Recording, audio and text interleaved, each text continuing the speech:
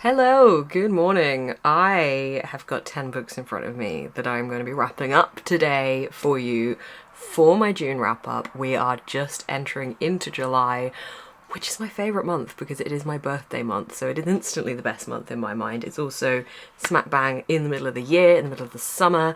We got long, sunny, warm days ahead of us and I am so ready for it. But I read 10 books in June. I feel 0% put together today because I have got a lash appointment on Saturday and I am very much in need of it. I also went for a 4K run this morning, which is the longest run I have done on the Couch to 5K app. I'm currently working my way through the Couch to 5K app and I did a 30-minute run this morning.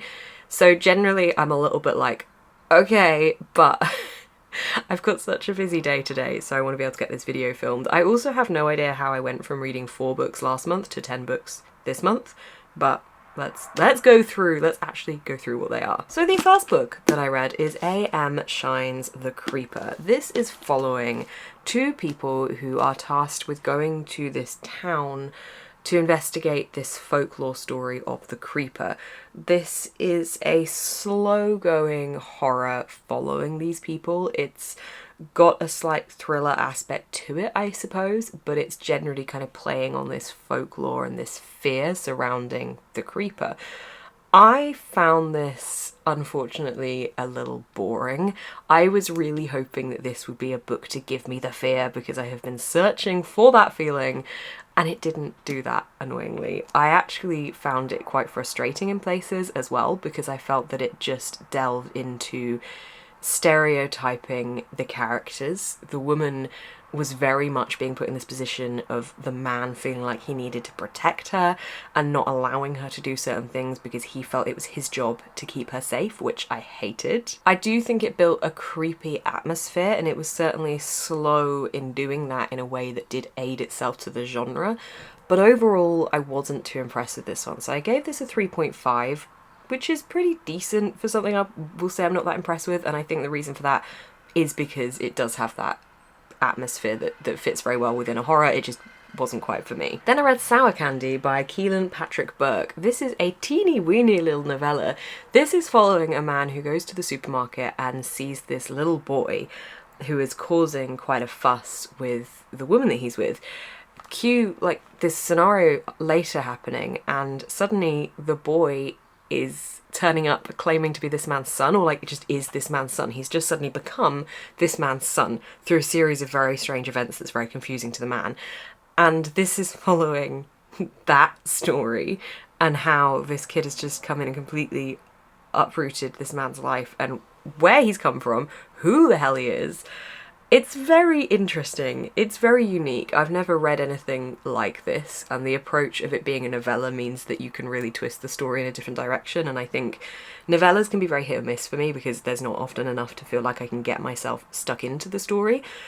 But I did with this, and I think the way it manipulated the narrative to suit a shorter form of book worked really well to build a quite creepy, surreal atmosphere that makes the reader feel uncomfortable as well as the main character. And I think it did a really good job of that. It didn't give me the fear, but I did enjoy it a lot and I gave it 4 out of 5 stars. Then I read Dial A For Aunties by Jessie Sutanto. This is following a woman who goes on a blind date set up by her aunties and she ends up killing the guy by accident and goes to her aunties to help cover it up. This was so funny and really made me laugh out loud on the train whilst I was reading it, which I feel like is a really good achievement. It tickled me, it got me. The aunties are all part of this business that they run where they do wedding organisation, or like not wedding organisation, but they each have a role where they can offer services at a wedding. For example, hair and makeup, entertainment, flowers, photography, different things like that, baking, cakes and stuff. So they are all involved in this big wedding happening over this weekend and are trying to cover up the death of this man.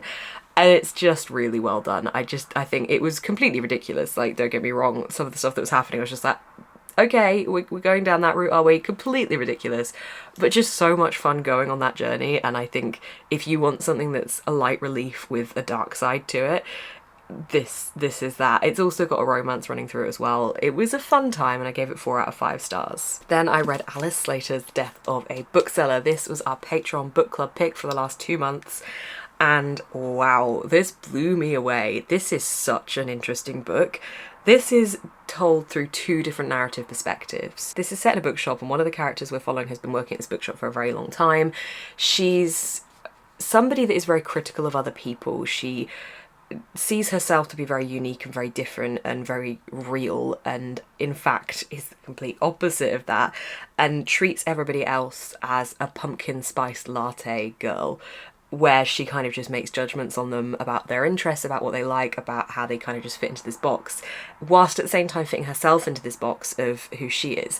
And she's trying to kind of be this kind of darker grunge character, but she's actually a lot of the time made out to be somebody that I think is meant to be making the reader feel quite uncomfortable. She drinks a lot of dark fruit cider, and the way that it's described, her drinking it, makes me never want to drink a dark fruit cider. There's a lot of talk in this book about the smell of breath, which just adds to her character feeling pretty unappealing to the reader, I think. She's called Roach as well, which is obviously a very interesting choice of name. She has a pet snail, which is why there is a snail on the cover. So we've got Roach as character 1. Character 2 is Laura, who joins the bookshop. Roach immediately judges her and judges her incorrectly, and then ends up becoming quite obsessed with Laura, who is somebody who creates poetry about women who have been involved in serious attacks, murders, like true crime cases, serial killer things. She creates poetry around the women that have been involved in those crimes because she feels like those women are just kind of erased from the story. So there's a lot more to Laura than Roach first thinks, and Roach becomes obsessed with Laura because Roach is really into true crime, and she thinks that Laura is as well. That's not why Laura's doing all of this. So there's a really interesting question of the way these characters are developed, and I think the clever thing in this book is that Roach is such a judgy person and just seems to hate anybody that isn't like her, yet she is actually describing everything that she is when she talks about what she hates in people, and I think it's done in a really clever way. But the point being, this is about the obsession of Roach, the obsession that Roach has of Laura, and I think that that's done in a really interesting way. If you enjoy people watching novels, I think that you will enjoy this one. It's got a really great aspect of that, commentary on society and how we do judge others and how we're not always correct with that and you can't box people in, and also about the kind of justice of what is right and what is wrong morally. And you can see the disentanglement of these two characters, and as the story goes on, you can see them both falling apart in their own different ways, and you can see into their psyche, and it's so interesting. I think I've just done a really shit job of trying to describe it because all my thoughts suddenly were like poof, come together at once. I actually wrote a review for this one on my blog, which I don't do as much anymore, but I just enjoyed it so much and had things to say, and I just think it was so clever, and I'm probably going to kick myself when I edit this for missing out so much of that, but I loved it and I gave it a 5 out of 5 stars. Then I did a little romance readathon, and in that I read The Dead Romantics by Ashley Poston. This follows a woman who is a ghostwriter for a popular romance author, and she has writer's block. She has to meet with her new editor, who basically tells her she needs to deliver this new book and she just can't think what to write. And she's kind of sick of writing the typical stuff that she's always written as well. She goes home and ends up finding this editor as a ghost at her doorstep, and she basically has the ability to be able to see ghosts, and this is a romance between her and this ghost, but it's also more than that. This also is a book that deals with grief, and it deals a lot with family relationships. I thought this was going to be quite a silly romance, and it actually hit me much harder than I thought it would. Obviously, featuring a ghost, I should have probably guessed that there was going to be a lot of talk about grief in it, but it kind of has another level to that as well when there's a personal tragedy in our main character's family, and I just think it was great. It was so much more than I expected, and I love that, so I gave it 4 out of 5 stars. Another book that was so much more than I expected was Something Wild and Wonderful by Anita Kelly. This is an LGBTQIA+ romance, and it's following two characters who are hiking the PCT. The PCT is a trail that runs from the border of Mexico through America to the border of Canada. It is a trail that I love reading about, I love watching content about, I just find it so interesting. And I picked this book up in Gay's the Word a few weeks ago, and it immediately grabbed me in by saying that it was set in the Pacific Crest Trail. So I immediately bought this and devoured it the next day. And my gosh, it was so good. We're following two characters who meet along the trail several times, and it's almost like fate is bringing them together. And we are seeing a relationship blossom between the two of them and the struggles that come alongside that as well. I love the fact that people do this hike for different reasons, and that this hike is all about the people you meet along the way as well. And in this book, we get to really see into these characters and what the reasons they are doing this hike are for, and who they are as characters and what it is that they've gone through in life to get them to this point. We follow Ben and we follow Alexei. Alexei has recently come out to his parents. They have basically disowned him, and he is on this trail very much alone, whereas Ben is on this trail alone, essentially, but with the full support of his family behind him. He's constantly in contact with his friends. So we have a real contrast here of characters in terms of their experiences on the trail and their experiences with their families, and meeting together and kind of forming this bond. I loved it. It was so good. I gave it 5 out of 5 stars. I just read this book. I loved it. Then I read Bored Gay Werewolf by Tony Santarella. This is following a bored gay werewolf. He is coming to terms with the fact that he is a werewolf and what that actually means. And he meets this other werewolf who tries to make him become involved in this kind of pyramid scheme-esque werewolf group that he's got going on. It's a bit random. It's quite a short book, so we're kind of seeing it all evolve quite quickly, but our main character's friends are very much against what's happening here, and yet he's kind of being indoctrinated into this group, and what this group stands for isn't the best, but he's also still trying to control his own werewolf abilities and come to terms with who he is as a werewolf. This is just that journey. I have a feeling from how this ended that it's going to be a series. I don't think it's a standalone. I don't know the actual answer to that, but it is a fairly new release, so I don't know if there's anything out about that yet. This one didn't quite hit for me. I could see why it would hit for other people. It's not that it was a bad book, it just wasn't quite hitting for me. So I gave it 3.5 stars because I did enjoy it, and I did find it funny, and I really enjoyed the friend group surrounding our main character. But at other times, I just found it a bit boring. As the cover would suggest, it does have a kind of dark, gritty tone to it, and I think when I was reading it, I wasn't really in the mood for that kind of a book, which I thought I was, but I wasn't. So yeah, it just didn't quite hit for me, but I did still appreciate it, and if you would like to see the vlog for me reading this, it is actually in my most recent episode of Cover to Cover, so I will leave a link up here for that. Then I finally read Call Me By Your Name by Andre Asserman. This is a romance contemporary summer passion project type of book. This is set in the Italian Riviera, essentially to start with over the course of a summer, and then a little bit warped timeline after that. We are following a romance blossoming between a 17-year-old and I want to say a 24-year-old. The guy is a house guest for the family of the boy that we're following in this book, and there's this kind of slow burn romance that's going on between the two of them, and this ends up blossoming, and they grow a bit older in this book as well, and we see what time has done between them and how they still feel, and see that kind of relationship over time. I don't know what to say about this book, to be honest. I started off reading it not knowing really much about it, because I don't think the back gives you any indication that there's this kind of an age gap between the two of them as well. I think obviously the fact that the main character is 17 and the other guy, I think he's 24. Is he 24 or 23? He's in his early 20s. That much I know. But I don't think the blurb gave any indication that there was that side to it. And obviously the age gap there isn't massive, but the fact that our main character is 17 is the thing that's not the best there.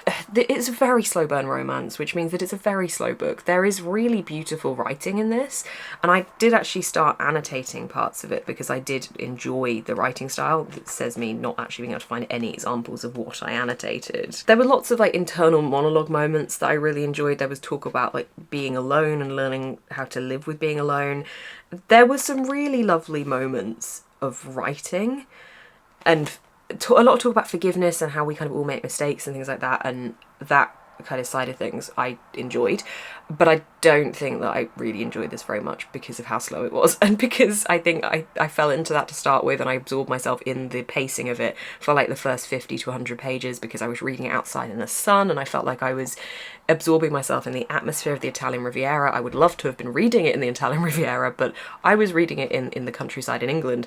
But still, I think once I stopped reading it in the sun and started reading it in bed, on the train, things like that, for example, I lost that atmosphere, and I think that was the thing that was tying me to the book. I don't know what my thoughts on this book are. I want to watch the movie and see how that comes out.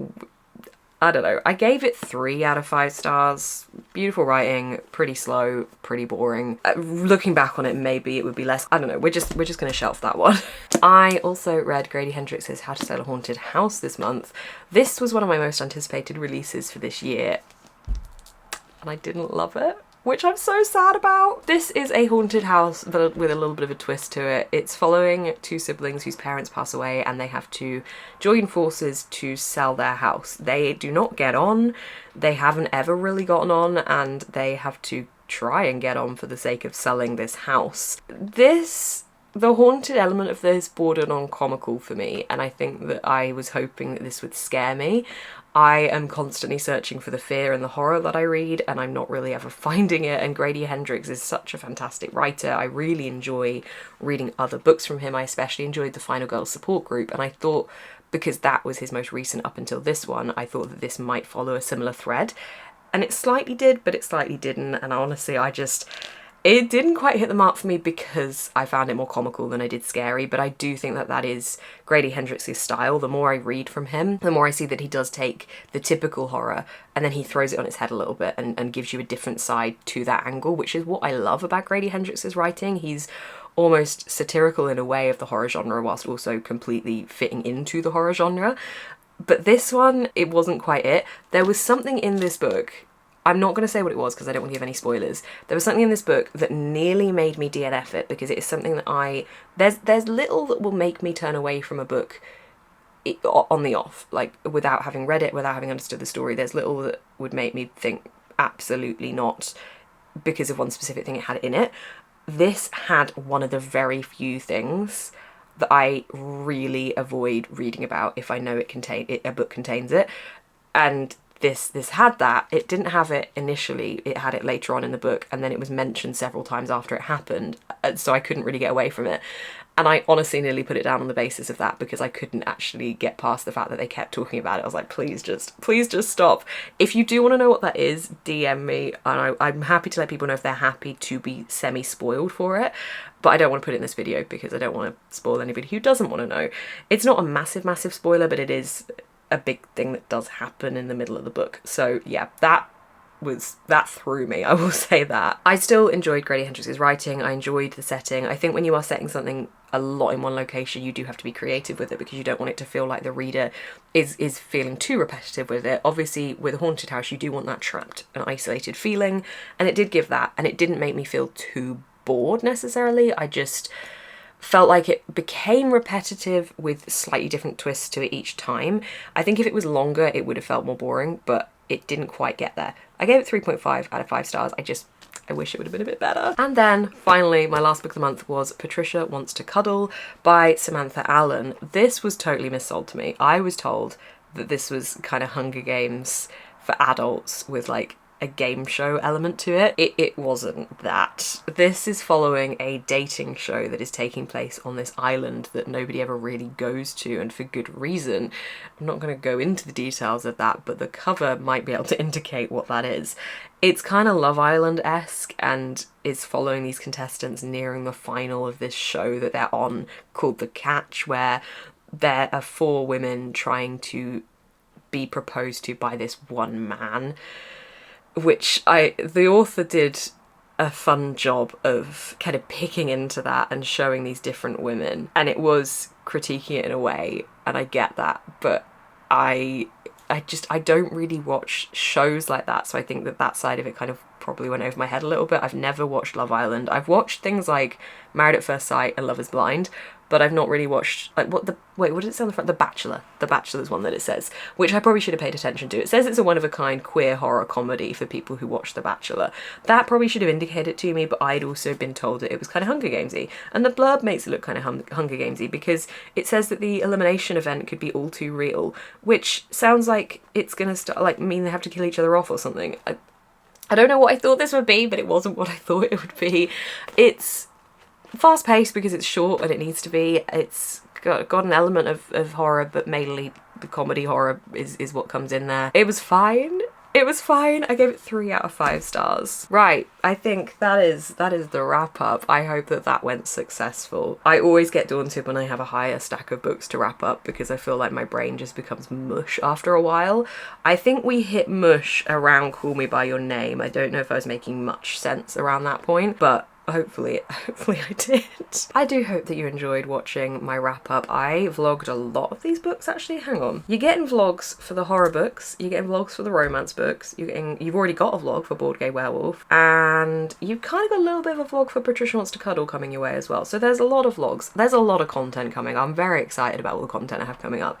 Lots happening in July. There's also a lot of Patreon live shows happening in July, and I'm doing a birthday readathon. It's my birthday on the 15th of July, so in a couple of weeks, and I'm doing a little readathon the weekend before to celebrate my birthday, which is really exciting. So if you do want to come along, I do weekly Patreon live shows. I will leave a link to that down below. The readathons I try and do monthly if I can.